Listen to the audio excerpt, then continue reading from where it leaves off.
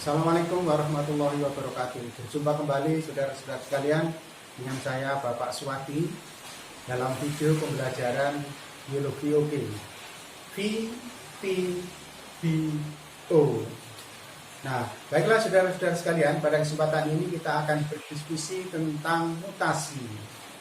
Sebagaimana yang pernah kita ketahui bahwa mutasi itu banyak sekali terjadi dalam kehidupan sehari-hari, baik produk-produk hasil mutasi maupun proses-proses yang menyebabkan terjadinya mutasi. Bahkan sering kita jumpai di film-film tentang mutasi, di mana kita menjumpai ada mutan, ya, ada alien, ya, yang pada dasarnya dalam tanda petik dikatakan itu sebagai hasil mutasi. Nah, apakah sebenarnya mutasi? Mari kita akan bersama-sama untuk membahas. Nah, pada kesempatan video kali ini kita mengharapkan setelah para siswa dan saudara-saudara sekalian menyaksikan video ini, siswa dapat mempergunakan sebagai media untuk diskusi dengan teman-temannya untuk mempelajari, menganalisis tentang mekanisme dan beberapa faktor penyebab terjadinya mutasi di sekolah masing-masing. Baiklah, saudara-saudara sekalian, peserta didik, pada kesempatan ini mari kita akan membahas sedikit tentang mutasi. Nah, sebelum kita memulai tentang mutasi, saya berikan contoh beberapa hal yang berkaitan dengan mutasi. Dalam kegiatan sehari-hari kita sering menjumpai beberapa buah seperti semangka tanpa biji, anggur tanpa biji. Kemudian apa jadinya kalau kacang tanpa biji? Nah, kemudian kita juga menjumpai beberapa kelainan pada manusia seperti ada sindrom Down, sindrom Klinefelter, ada sindrom Turner, ada sindrom Pato dan lain-lain. Apakah yang menyebabkan terjadinya hal tersebut? Nah, pada kesempatan ini kita akan mempelajari secara detail. Mudah-mudahan dalam kesempatan ini para siswa dan saudara-saudara sekalian dapat memahami dengan sebaik-baiknya. Setelah ini nanti akan saya putarkan tayangan dari PowerPoint.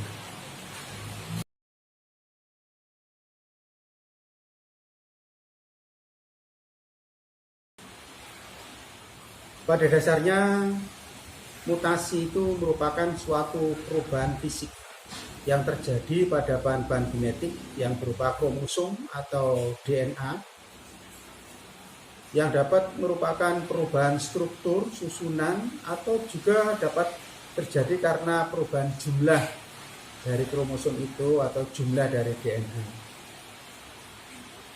Mutasi yang dikatakan sebagai perubahan fisik yang terjadi pada materi genetik disebabkan oleh suatu bahan yang disebut mutagen. Apabila mutasi ini mengenai suatu individu,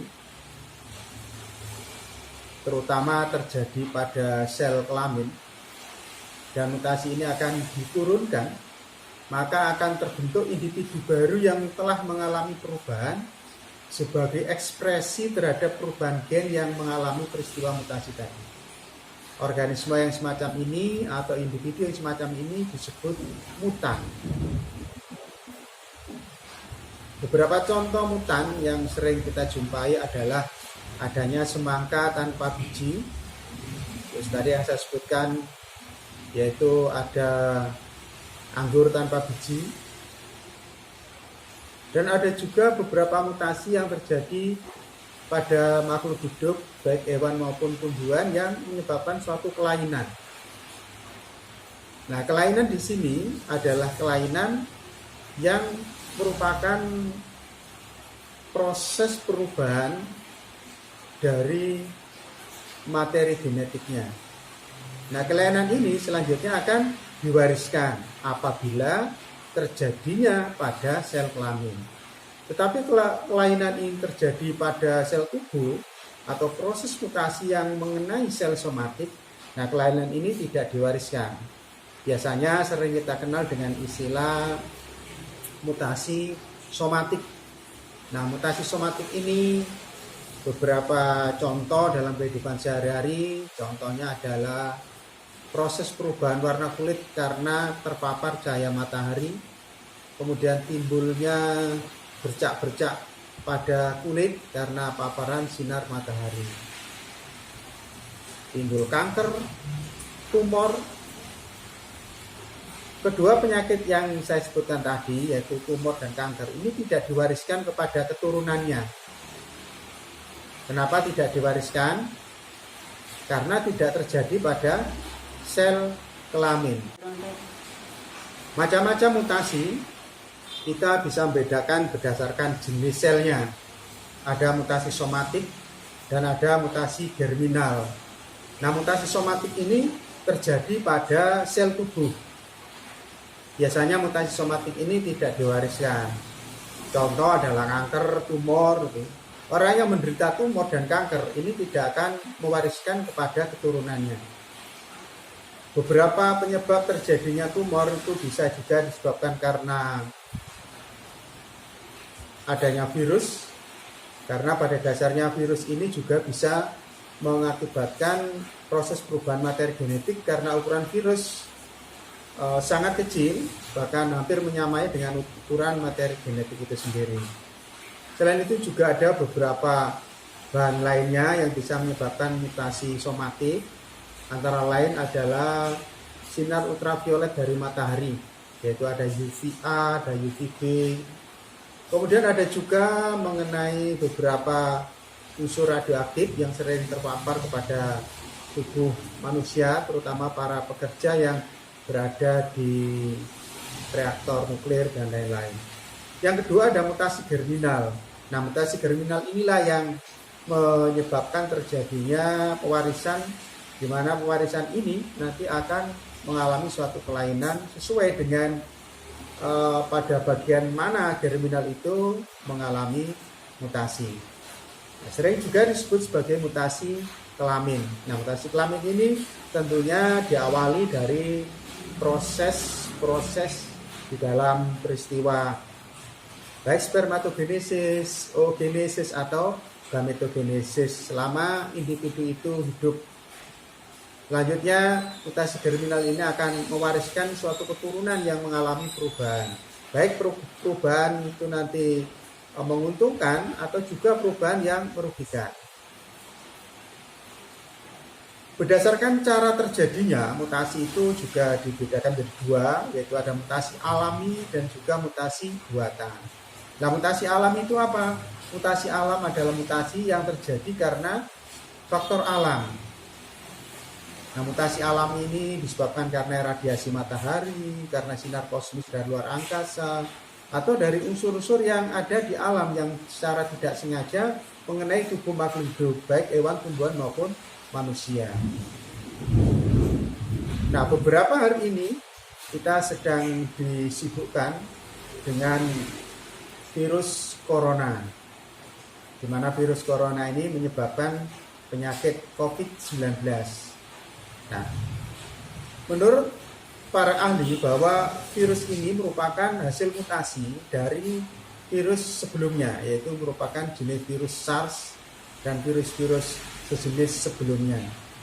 Tidak menutup kemungkinan bahwa virus COVID ini suatu saat nanti juga akan mengalami mutasi. Karena sudah ada beberapa contoh indikasi di dunia bahwa virus ini selain menyerang saluran pernapasan, virus ini juga menyerang saluran pencernaan. Mudah-mudahan kita segera menemukan obatnya dan kita segera terbebas dari COVID-19. Yang kedua adalah mutasi buatan. Nah, mutasi buatan ini memang sengaja dilakukan oleh manusia dengan tujuan-tujuan tertentu. Tentunya adalah tujuan yang benar. Misalnya untuk memproduksi bahan pangan yang memiliki produksi lebih baik, misalnya menciptakan bibit unggul, ya, atau menciptakan sesuatu yang diharapkan oleh manusia. Ini adalah mutasi buatan. Tetapi juga tidak menutup kemungkinan ada para oknum yang sengaja melakukan kegiatan mutasi ini untuk menciptakan sesuatu yang dapat membahayakan manusia. Contoh, beberapa tahun yang lalu ada bom virus misalnya. Nah, ini bisa saja terjadi karena memang secara buatan kita sudah mengetahui bagaimana struktur dari DNA, kemudian fungsi dari DNA serta fungsi dari gen itu, sehingga para ahli bisa memanipulasi gen untuk keperluan manusia itu sendiri. Mutasi buatan ini sering disebut sebagai mutasi induksi, sedangkan tadi mutasi alami sering disebut sebagai mutasi spontan. Nah, macam-macam mutasi selanjutnya bisa kita lihat berdasarkan bahan genetiknya. Berdasarkan bahan genetiknya, kita juga membedakan jadi dua, sederhana saja, yaitu ada mutasi gen dan mutasi kromosom. Mutasi gen ini terjadi melalui peristiwa substitusi atau peristiwa penggantian. Biasanya proses penggantian basa nitrogen dari DNA. Kemudian mutasi gen juga bisa disebabkan karena pergeseran rangka. Nah, pergeseran rangka ini disebabkan karena tertukarnya atau hilangnya beberapa basa nitrogen, sehingga menyebabkan perubahan kodon atau perubahan triplet yang mengakibatkan perubahan asam amino yang nanti akan diterjemahkan. Mutasi substitusi pasangan basa ini nanti bisa menghasilkan silent mutation atau mutasi diam. Mutasi diam ini adalah suatu mutasi perubahan dari basa nitrogen, tetapi tidak merubah asam amino yang akan diterjemahkan. Kemudian missense mutation. Missense mutation ini mutasi salah arti. Artinya apa? Bahwa dengan proses penggantian basa nitrogen ini mengakibatkan terbentuk triplet atau kodon yang diterjemahkan ke dalam jenis asam amino yang lain. Yang ketiga ada nonsense mutation. Nonsense mutation ini adalah suatu mutasi akibat dari proses penggantian basa nitrogen suatu triplet yang menyebabkan terbentuknya stop kodon. Akhirnya apa? Akhirnya seharusnya gen yang panjang itu akan diterjemahkan, tapi karena sudah terbentuk stop kodon, maka stop akan dihentikan sampai di situ. Nah, dengan demikian mutasi nonsense mutation ini akan mengakibatkan perubahan yang sangat mendasar dalam ekspresi tubuh makhluk hidup. Yang berikutnya masih merupakan perubahan bahan genetik, yaitu mutasi kromosom. Nah, mutasi kromosom ini bisa disebabkan karena perubahan strukturnya dan juga perubahan jumlahnya. Ini adalah contoh dari silent mutation atau mutasi diam. Mutasi diam tadi dijelaskan bahwa perubahan urutan basa nitrogen pada triplet tetapi tidak menyebabkan perubahan asam amino. Nah, sebagai contoh para peserta didik sekalian, ini kita bisa menyaksikan di sini ada urutan RNA duta dengan urutan AUG, AAG dan seterusnya. Nah, di sini terjadi peristiwa penggantian basa nitrogen guanin digantikan oleh basa nitrogen adenin. AAG yang pertama itu akan diterjemahkan dalam sintesis protein itu menjadi asam amino lisin. Nah, dengan perubahan G menjadi A, AAA ini juga nanti terjemahkan dalam asam amino lisin. Artinya bahwa proses perubahan basa nitrogen di sini tidak mengakibatkan perubahan asam amino yang diterjemahkan. Ini yang disebut sebagai mutasi diam atau silent mutation. Nah, mutasi yang seperti inilah sesungguhnya banyak terjadi di dalam tubuh makhluk hidup. Nah, kenapa tidak kelihatan hasil mutasi ini? Karena basa nitrogen yang diproduksi, asam amino yang diproduksinya itu masih sama seperti asam amino sebelumnya. Berikutnya missense mutation tadi, ini contohnya di mana terjadi perubahan urutan basa nitrogen yang menghasilkan perubahan pada mRNA yang menerjemahkannya menjadi asam amino yang berbeda. Contoh kita lihat itu ada AGS. Ini kalau diterjemahkan dalam sintesis protein akan dihasilkan asam amino serin. Nah, A ini akan digantikan oleh S, jadi SGS. Nah, SGS ini diterjemahkan dalam bentuk arginin. maka dalam hal ini terjadi kesalahan.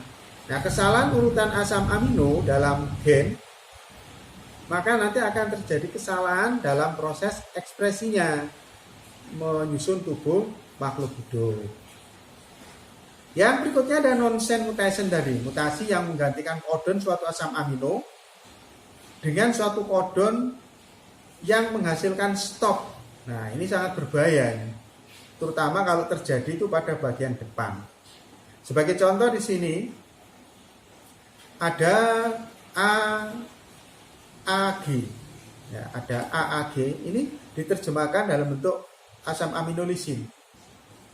Nah, karena digantikan A ini digantikan oleh U menjadi UAG. Nah, kita ketahui bersama bahwa UAG itu merupakan stop codon. Nah, apabila ada stop codon di sini, maka pada bagian belakang selanjutnya tidak akan diterjemahkan. Nah, karena tidak diterjemahkanlah asam amino setelah stop codon ini, maka gen ini tidak akan berfungsi lagi. Itulah disebut sebagai nonsense mutation. Nonsense mutation ini sangat parah, ini akan menghasilkan suatu cacat pada suatu organisme. Kita sebut saja misalnya ini adalah gen yang menyusun bagian hidung misalnya.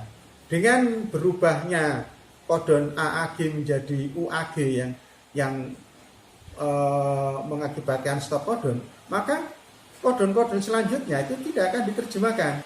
Nah, karena tidak diterjemahkan, maka sangat berubah. Sehingga kemungkinan menyebabkan terjadinya mutasi yang sangat parah.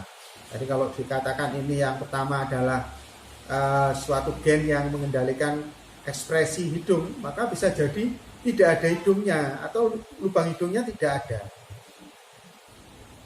Berikutnya insert. Nah, insersi ini adalah sebagai salah satu contoh penyisipan, dan delesi itu sebagai salah satu contoh pelepasan. Jadi insersi dan delesi ini juga bisa terjadi dan mengakibatkan adanya pergeseran rangka. Nah, pergeseran rangka ini juga sangat berbahaya. Pergeseran rangka ini juga sangat berbahaya. Karena kemasukan satu gen atau kemasukan satu basa nitrogen, maka urutan triplet selanjutnya akan bergeser, baik dicabut maupun dimasukkan. Nah, bergesernya urutan triplet ini akan menyebabkan terjadinya perubahan urutan asam amino yang diterjemahkan. Akibatnya apa? Tentu saja gen yang mengekspresikan ini nanti akan berubah menjadi suatu karakter yang jauh berbeda dari gen sebelumnya. Itulah yang disebut sebagai mutasi yang mengakibatkan adanya pergeseran rangka. Yang berikutnya adalah perubahan struktur. Kalau tadi itu merupakan perubahan susunan, karena ini kita pelajari coba perubahan struktur. Nah, perubahan struktur ini terjadi pada gen. Terjadi pada gen. Kalau kita bicara tentang gen, maka kita sudah bicara lebih jauh lagi, yaitu tentang mutasi kromosom. Ya, mutasi kromosom terjadi karena adanya perubahan struktur. Bisa terjadi karena delesi seperti contoh di sini. Delesi adalah hilangnya sepenggal dari kromosom yang berakibat hilangnya suatu sifat atau suatu karakter yang akan diekspresikan. Yang kedua adalah duplikasi. Duplikasi adalah penggandaan, di mana beberapa segmen dari kromosom itu akan mengganda. Nah, tentu saja dengan penggandaannya akan menyebabkan suatu kelainan. Yang ketiga ada inverse. Inverse itu pembalikan. Jadi urutan kromosom itu dibalik. Urutan dari gen-gen yang terdapat dalam kromosom mengalami proses pembalikan. Ini juga akan mengalami perubahan karakter. Yang keempat ada translokasi. Nah, translokasi ini diartikan sebagai suatu proses terpenggalnya beberapa segmen dari kromosom dan menempel pada kromosom lain yang bukan homolognya. pindah pada kromosom lain yang bukan homolognya. Ini yang dikenal dengan istilah translokasi resiprok. Yang berikutnya ada perubahan jumlah kromosom.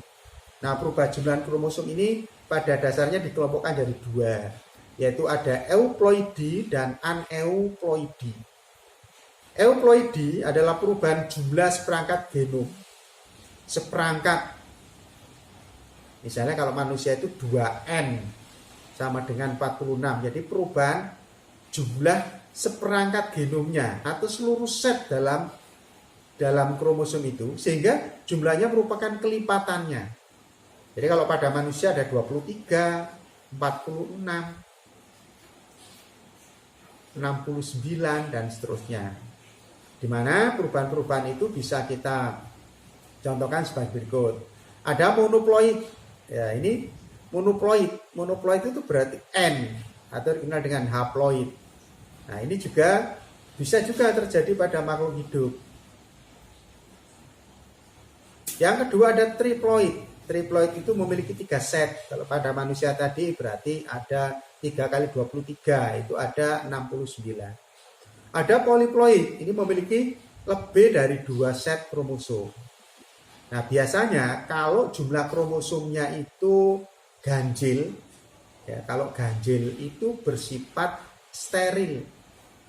Sedangkan kalau genap itu bersifat fertil.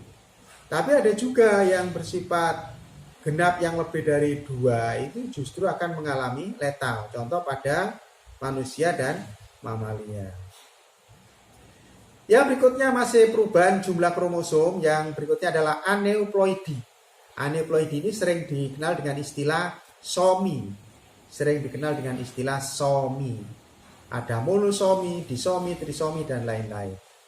Nah, kalau tadi perubahan jumlah set itu disebut sebagai euploidi atau berdasarkan jumlah paketannya, gitu, maka perubahan jumlah kromosom ini adalah perubahan jumlah anggota kromosom. Misalnya kalau manusia ada 23 pasang, nomor 1 sampai nomor 23. Nah, perubahan aneuploidi ini adalah perubahan kromosom-kromosom tertentu. Misalnya kromosom nomor 1 yang harusnya 2 jadi 3. Kromosom nomor 16 yang harusnya 2 jadi 3 atau jadi 4 dan seterusnya. Itu yang kita kenal dengan istilah perubahan jumlah kromosom atau aneuploidi. Nah, aneuploidi ini terdiri dari beberapa contoh, di antara nulisomi. Nulisomi berarti dituliskan 2N-2. Ada monosomi 2N-1. Jadi kalau di total gitu nulisomi 2N-2 berarti jumlahnya berapa? Iya betul, jumlahnya kalau pada manusia berarti 44. 2N kan 46, min 2 berarti 44. Nah, min 2 ini bisa terjadi pada gonosomnya, bisa juga terjadi pada autosomnya. Monosomi 2N-1, trisomi 2N+1. Kalau 2N+1 berarti bisa jadi 47. Tergantung bertambah itu pada nomor berapa. Nah, anak-anak sekalian dan saudara-saudara sekalian, itu tadi adalah beberapa hal yang berkaitan dengan macam-macam mutasi. Nah, mutasi ini sebenarnya sangat banyak dijumpai dalam kehidupan sehari-hari. Tetapi kenyataannya sering kita tidak menyaksikan secara langsung.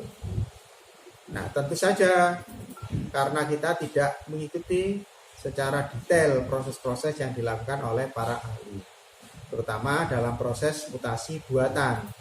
Nah, mutasi buatan ini adalah mutasi yang sengaja dibuat oleh manusia. Nah, lalu apa sih sebenarnya tujuan dari mempelajari peristiwa mutasi itu? Apakah mutasi ini ada kepentingannya bagi manusia? Oh, tentu saja. Dengan mempelajari mutasi ini, kita bisa mengetahui beberapa faktor penyebab kelainan pada tubuh makhluk hidup. Dengan pelajari mutasi tentu saja kita juga bisa membuat produk-produk yang lebih unggul daripada produk-produk sebelumnya. Misalnya tanaman, semangka tanpa biji, anggur tanpa biji. Mungkin bisa dikembangkan menjadi tanaman-tanaman lain seperti sawo tanpa biji. Ya, gimana kalau ada kedondong tanpa biji? Ya, bisa saja terjadi. Nah, kemudian dengan proses radiasi mencegah terjadinya peristiwa meiosis pada beberapa sel kelamin dan pada beberapa proses pembelahan meiosis seperti pada gametogenesis atau spermatogenesis dan oogenesis. Ini diharapkan nanti dapat menghasilkan beberapa jenis produk tanaman yang mengalami peristiwa monoploidi atau triploid. Nah, dengan demikian akan dihasilkan tanaman yang tidak menghasilkan biji. Nah, dengan tanaman yang tidak menghasilkan biji, tentunya akan mendapatkan buah yang lebih banyak. Tetapi juga ada dampak negatifnya, karena tanaman tanpa biji ini tidak bisa untuk dikembangbiakkan. Lalu bagaimana cara mengembangbiakannya? Tentu saja mengembangbiakannya bisa dilakukan apabila mendapatkan biji dari tanaman itu. Atau bisa juga dilakukan dengan cara lain seperti melakukan perkembangbiakan terhadap melalui batangnya atau bagian-bagian yang lain. Nah, penyebab mutasi itu apa? Nah, inilah yang sering kita jumpai pada beberapa kegiatan.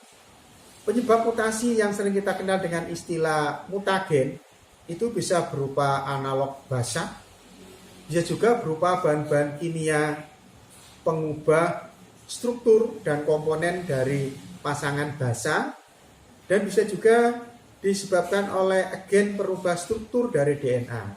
Nah, gen perubah struktur DNA ini misalnya yang bisa diproduksi oleh manusia itu NAAAF dan lain-lain. Ada juga mutagen fisika. Mutagen fisika ini misalnya sinar ultraviolet, sinar radiasi pengion, dan lain-lain. Dan yang terakhir adalah agen biologi. Nah, agen biologi yang pertama adalah virus. Yang kedua adalah bakteri. Nah, virus yang memiliki ukuran yang sangat kecil, memiliki DNA yang sangat kecil, memiliki RNA yang sangat kecil, yang identik dengan RNA dan DNA dari makhluk hidup lain, maka dengan mudah virus dan bakteri yang ukuran sangat kecil itu untuk mempengaruhi materi genetik organisme lain sehingga akan mengalami proses perubahan. Demikian anak-anak sekalian, materi kita pada kesempatan hari ini. Mudah-mudahan kita bisa mengambil hikmah dari materi yang kita pelajari pada saat ini, dan jangan lupa tetap semangat untuk belajar dan tetap menjaga kesehatannya agar COVID-19 segera berlalu dari tempat kita. Demikian, kurang lebihnya mohon maaf. Assalamualaikum warahmatullahi wabarakatuh.